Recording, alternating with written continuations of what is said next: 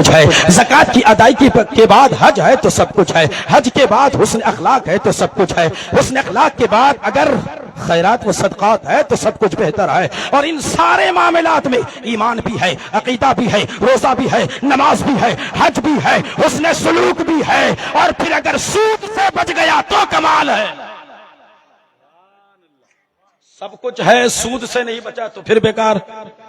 अभी कुछ दिन मामा ने भी मुझे चुराकुट्टी में इशारा फरमाया कि भांजा थोड़ा सा इसको लपेटिएगा, और जरूरी है कि अगर आग लग जाए तो उसको पानी से बुझाना पड़ेगा, कोशिश तो करनी पड़ेगी। अगर कोशिश भी ना करेंगे तो खुदा को क्या जवाब देंगे। गांव में आग लग चुकी थी, तुम देख रहे थे, पानी के बाल्टी नहीं बदनाई लेके आते, कम से कम कोशिश तो हो जाती। हाँ, बुझाने के लिस्ट में नाम कम से कम दर्ज हो जाता। तो अल्हम्दुलिल्लाह मैं आपको रोक तो नहीं पाऊंगा, मेरी बिसात क्या है कि मैं आपको सूद खाने से रोक पाऊं, लेकिन हमारे पास जो हथियार हैं कम से कम डाल के तो देखें। अगर कोई बाज आ जाए तो अल्हम्दुलिल्लाह, जो बाज आए उसका भी बेड़ा पार, और उलमा जो बयान करते हैं उसका भी बेड़ा पार, है ना? ठीक है आप लोग, खैरियत है ना? हाँ, अगर कोई सूद वाला हो तो माफ कीजिएगा, क्योंकि नहीं जी, क्योंकि मादरत खां अपनी तरफ से लोग कहते हैं यार ये ग्वालटोप का मौलवी साहब आजकल जो 2-4 साल में आया है ना, नाक में दम कर दिया है। बोला काहे? बोला सब पोल खोल कर गए, धूती खोल रहा जी। बात वो नहीं है, हमारे बड़े यहां पे बैठे हैं, आपको हक सुनना पड़ेगा। सलमान फारसी ईमान लेके जब हुजूर के दरबार में आए तो हुजूर से पूछा, या रसूल अल्लाह कुछ नसीहत फरमाए, कुछ ऐसे कलेमात बयान फरमाए जिस पे मैं अमल करूं।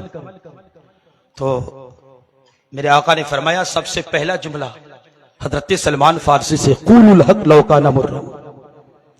मेरे आका ने फरमाया, सलमान मेरी नसीहत यही है कि जब भी बोलना सच बोलना, जब भी बोलना हक बोलना, चाहे सामने वाले को, सुनने वाले को खराब ही क्यों न लगे। ये मुस्तफा की तालीम है, दोनों जहान के तबीब की बोली है। सरकार ने फरमाया, सब कुछ बाद में, सच बोलना। अगर तेरा बाप ही क्यों ना हो, उसको भी सच का आईना दिखाना, गरचे नाराज हो जाए। अगर नाराज हो जाएगा तो आधा बीघा जमीन कम मिलेगी, घर के बंटवारे में हिस्सा कम मिलेगा। जी हमारे इलाके में, मैं बाप हूं, बाप वो सब कर रहे हैं, बाप करेगा सब पाप। अल्हम्दुलिल्लाह बाप का साया हमारे सरों पे तादीर कायम रखे, लेकिन उस बाप को भी मुस्तफा जाने रहमत की सबाने हयात को पढ़ लेना चाहिए, आक़ाए नेमत की तालीम पे नजर दौड़ा देनी चाहिए। अल्हम्दुलिल्लाह हम में से कई ऐसे गार्जियन हैं, ऐसे वालिदैन हैं कि सब बच्चों को अपनी आंख का तारा बना करके बैठे हैं। और अल्हम्दुलिल्लाह जिसने अपने बाप को, बेटों को बाप ने तारा बना करके रखा है, अगर वो आईसीयू में है तो बेटा भी उसके कदमों तले कदम दबा रहा है। जरूरी है, एक तरफ से मोहब्बत नहीं होती, दोनों तरफ से मोहब्बत होती है, दोनों तरफ से वो पैगाम पहुंचना चाहिए। सलमान फारसी से मुस्तफा ने फरमाया, सलमान सच बोलते रहना, सच बोलते रहना, और वाकई जो सच बोलता है मैदान उसी का होता है, और आखिरकार सच तो सामने आ ही जाता है ना, आता है कि नहीं?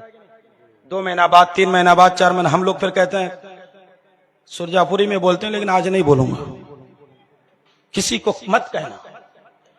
वो जो कह रहा है उससे बड़ा बेवकूफ तो कोई नहीं है।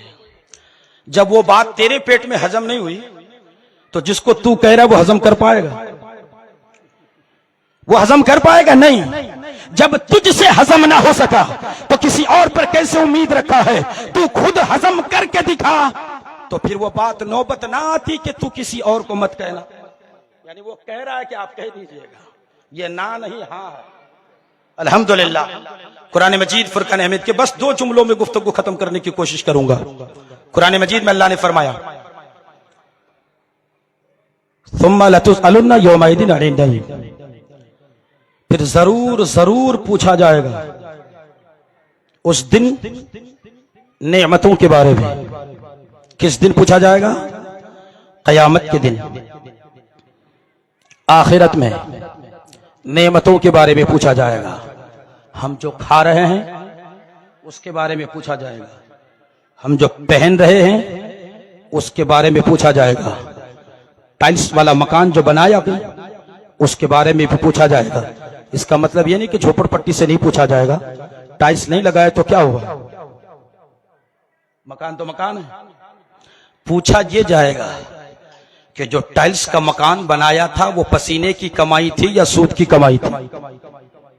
पूछा ये जाएगा जो ग़िज़ा, जो खुराक पेट में डाला था वो हलाल या हराम, जायज या नाजायज।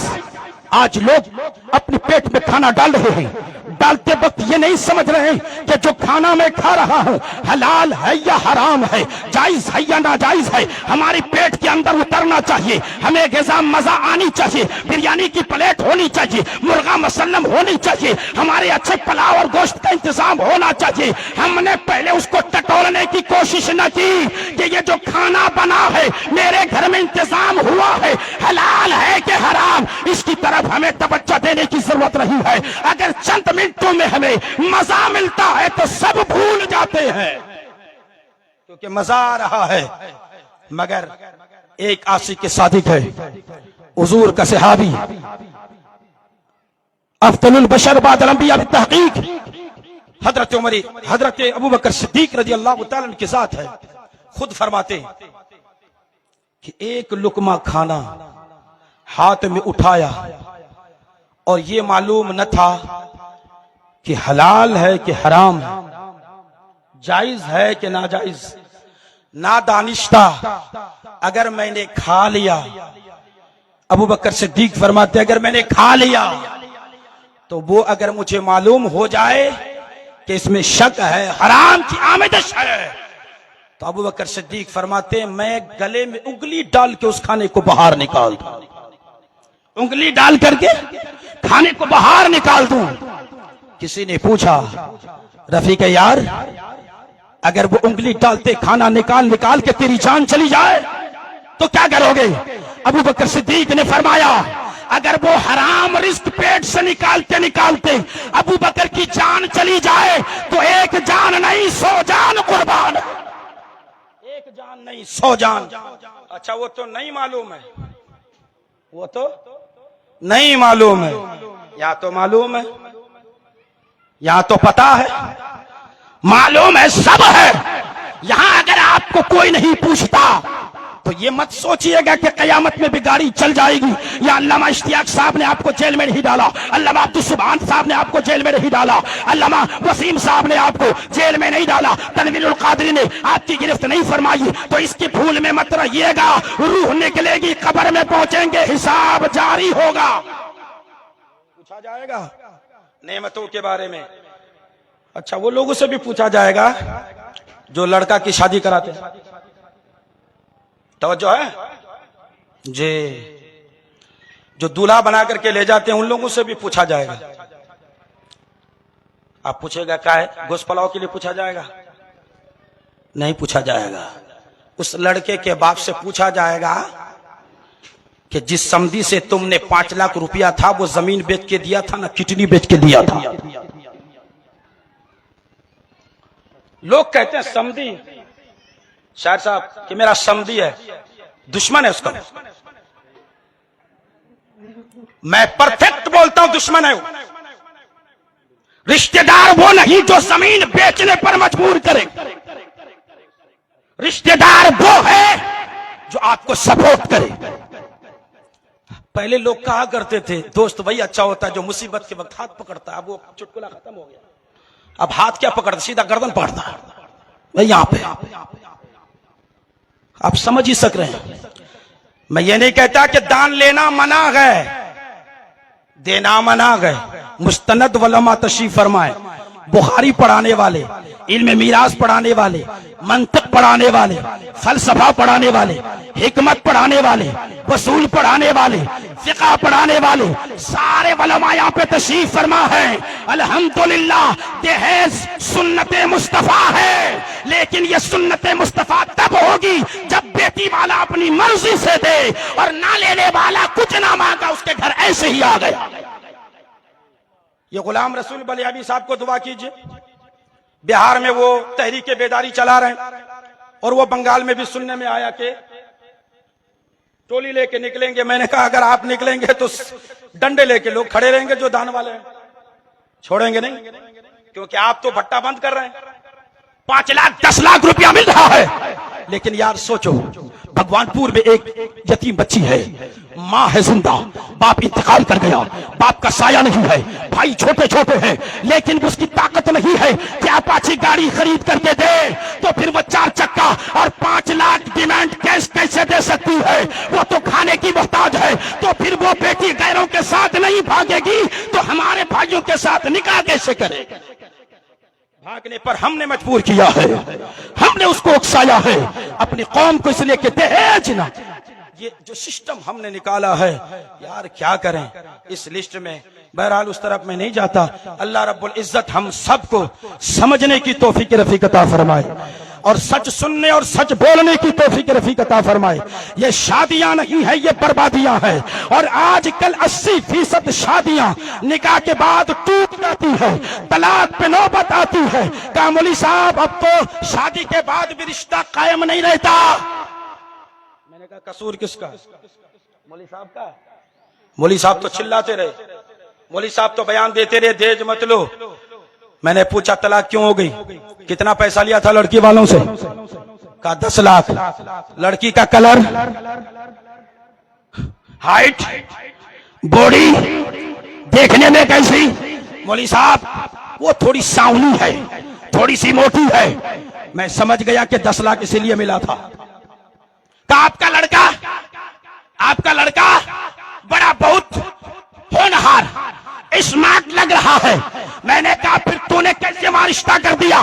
तेरी बहू और तेरे बेटे में नहीं बनती, रिश्ता कैसे हुआ? कहा मौलवी साहब बहक गए थे 10 लाख की लालच में। जब 10 लाख की लालच तुझे थी तो ये दिन तो आना था, इसलिए कि दोनों में रिश्ता बिल्कुल पुख्ता होने वाला ही नहीं है, कि क्वालिटी अलग है। इसलिए जरूरी है कि हम अपने ख्यालात को बदलें। कैसे भी रिश्ता हो उसे दिल से जोड़ने की तौफीक रफीक अल्लाह ताला हमें अता फरमाए। वक्त ज्यादा इजाजत देता नहीं है, बस मैं जुमले की तरफ वापस आ रहा हूँ। ये कुछ जुमले थे इस्लाह माशरा के लिए। अब तकवा व तहारत पर सिर्फ 2 जुमले ही बता करके अपनी गुफ्तगू को खत्म करने की कोशिश कर रहा हूँ। हुजूर मुजाहिद मिल्लत को जानते हैं आप लोग? उड़ीसा की सरजमीन पर मेरे मामा ने कहा तकवा होना चाहिए। कैसा तकवा? अरे यार हम शादी में भी आते हैं, 1 किलो चीनी तो एक थैली लेके आते झोला। मैं एक आदमी को पूछा 1 किलो चीनी के लिए झोला फिर क्यों है? मौलवी साहब आप नहीं समझेंगे, ये फलसफा है। मैंने कहा आप लोगों का फलसफा तो हम लोग कभी समझ ही नहीं पाए। कहा ये झोला इसलिए है कि जब वापस आएंगे तो कुछ मिलेगा। मांगने जाएगा हमारा झोला ठो दीजिए, 4 बजे का टाइम होगा। कब रुकिए झोला ठो दे रहे हैं। उस वक्त ये काला पन्नी लेकर के आएगा, आधा किलो गोश्त बेचारा वो जनता हाट से 20 किलो 25 किलो फिर से लाया है, मगर उसको तो खुश झोला आया है, उसको खाली कैसे करेंगे? इस तबीयत के लोग जब होंगे तो फिर काम नहीं होगा, काम बिगड़ जाएगा। उस वक्त तो आपको होना चाहिए था थैला मत लो, जो लेना है चुपके से दे दो, ताकि आते वक्त बारातियों का इंतजाम सही से हो जाए। हुजूर मुजाहिद मिल्लत एक मुरीद ने दावत पेश की। आए मुरीद के घर पे, कहा हजरत क्या खाने की तमन्ना है, इच्छा क्या है? कहा हिल्सा मछली, एक मछली की क्वालिटी है, उसी को बनाया जाए। उसी मछली को बनाया, रस्सेदार मछली बनाया, शोरबा के साथ खाने के लिए बैठे हैं। खाना खा लिया, मछली खत्म हो गई खा करके, दावत पूरी हो गई। हुजूर मुजाहिद मिल्लत उड़ीसा की सरजमीन से लोगों को दावत तबलीग खाने में भी दे रहे हैं, खाने में भी दावत पेश कर रहे हैं कि दीन क्या है। खाना खाने के बाद एक कटोरा, जिसको आप लोग बाटी कहते हैं, उसी कटोरा के अंदर कुछ शोरबा बच गया। जब शोरबा बच गया, घर वाले को साहिब खाना को बुलाया और बुला करके कहा बेटा ये जो कटोरे पे शोरबा बचा है, तुम्हारी इजाजत हो तो पी लूं। तवज्जो है, इजाजत हो तो पी लूं। मुरीद का बेटा था, कहा हुजूर ये घर आपका है, ये खजाना आपका है, सब कुछ आपका है, आपको इजाजत लेने की कोई जरूरत नहीं। कहा बेटा मुझे दावत मछली खाने की थी, शोरबा की दावत नहीं थी। अंदाजा लगा रहे हैं। यहाँ तो 2 ठो नान खाएंगे, 2 ठो पैकेट में जो, एक ठो टिफिन भी हम लोग नहीं छोड़ते। टिफिन तो छोड़िए, आधा लीटर का पानी का बोतल जेब में घुसा के, मैं कहा पानी तो बकरियां भी नहीं पीती, वो फिल्टर गाय बकरियां पाते, उस फिल्टर के पानी माजरत के साथ बदलो, चेंज करो, तब्दील करो यार। ये माहौल कब तक चलाते रहोगे जंगली वाला? जो मिला खा लो, शुक्र कर दो। अल्लाह फरमाता है नेमतों के बारे में पूछा जाएगा। तुमने जो दावत वाले के घर से बगैर इजाजत के पानी का बोतल जेब में लिया, पूछा नहीं जाएगा? पूछा जाएगा। हुजूर मुजाहिद मिल्लत ने कहा, ये मेरा तकवा है जिसे आप तकवा सुनना चाहते थे। अगर वो पीते तो कोई मना नहीं था, लेकिन तकवा बताया कि पीरों का तकवा ऐसा होता है, जिनका तकवा ऐसा हो तो फिर उनसे फैज मिलता है। लास्ट गुफ्तगू, 2 मिनट है हज़रात, 2 मिनट लास्ट गुफ्तगू।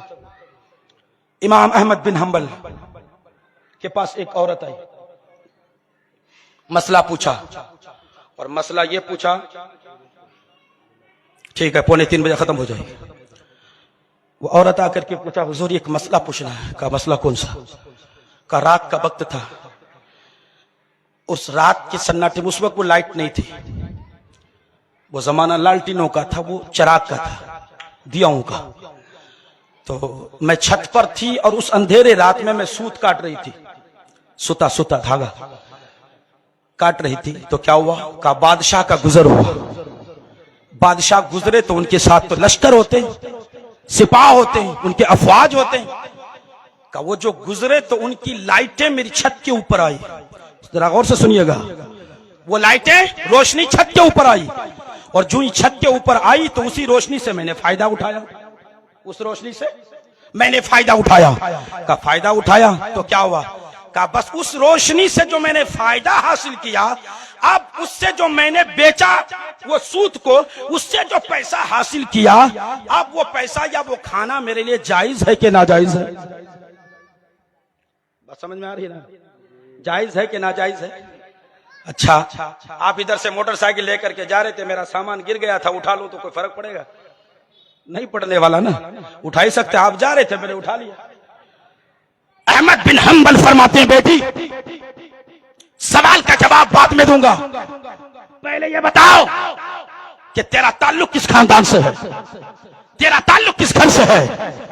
वो औरत बोल रही है इमाम अहमद बिन हंबल से कि मैं उस खानदान से ताल्लुक रखती हूं जिसके घर से बशर बिन हाफी निकला है, यानी बशर बिन हाफी मेरा भाई है। अहमद बिन हंबल मसले का जवाब फरमाते हैं और फरमाया, माई सुनो, किसी और के लिए तो जायज होता, लेकिन तेरे लिए जायज नहीं है। तेरे लिए जायज नहीं है। कहा क्यों? का तेरा घराना तहारत से ताल्लुक रखता है, तेरा घराना तकवा से रखता है। तकवा ये कहता है कि तुम उससे फायदा ना उठाओ, और कोई होता तो फायदा उठा लेता, चल जाता। और तो करें, रास्ते से जा रही तो रोशनी मिल गई, हम तो पूरा हुक लगा देते, लगा दे नहीं? शादी का पिंडाल सजा था, कौन लगाता अपने मीटर से? ये भी पूछा जाएगा। खुदा कहेगा किस मीटर से लिया था? ये तो छोड़ दीजिए, मस्जिद में भी लोग चलाने लगे। कहा तो सरकारी है ना, तो सरकारी माल को चोरी करना जायज है? नहीं है, हम लोग हुक लगाते हैं। ऐसा मत कीजिएगा। एक एक सर्रे के बारे में पूछा जाएगा। मुस्तनद उलमा तशरीफ फरमा है। अल्हम्दुलिल्लाह, अपने जाहिर को बदलो, अपने बातिन को बदलो, सूद को छोड़ो, सूद के कारोबार को छोड़ो, अपने भाइयों के हाथों को मजबूत कीजिए, शादी की रस्म रिवाज को बदलने की कोशिश कीजिए। बदलना ये नहीं है कि खाना बदलना है, बल्कि उनके जो कुछ अखराजात है उसमें तब्दीली लाने की जरूरत है। फिर ये इलाका अल्हम्दुलिल्लाह अच्छा भी होगा, सुधरेगा भी, एक मिसाल भी कायम होगा। हमारे नजरुल इस्लाम साहब ने अपने खानदान के लिए, अल्लाह और उसके रसूल की रजा के लिए ये प्रोग्राम सजाया। मौला उनकी जायज तमन्ना को पूरी फरमा, और हम सब पूरी कौम को जो ये आग सूद की लग चुकी है, इस सूद से हम सबको बचा, हमारे भाई बहनों को भी बचा। आजकल मर्द आराम से बूट पहन के घूमता है, औरतें बंधन का काम कर रही है, और वो भी सूद पे कारोबार लेकर के। इस तरह से न करें, सूद मत कीजिए, कम से कम व्यापारी बन जाइए, बिजनेस कीजिए, दुकान कीजिए, इंशाअल्लाह अल्लाह उसमें आपको बरकत अता फरमाया। जो कुछ मैंने बयान किया, आपको बाद में अल्लाह पहले इस फकीर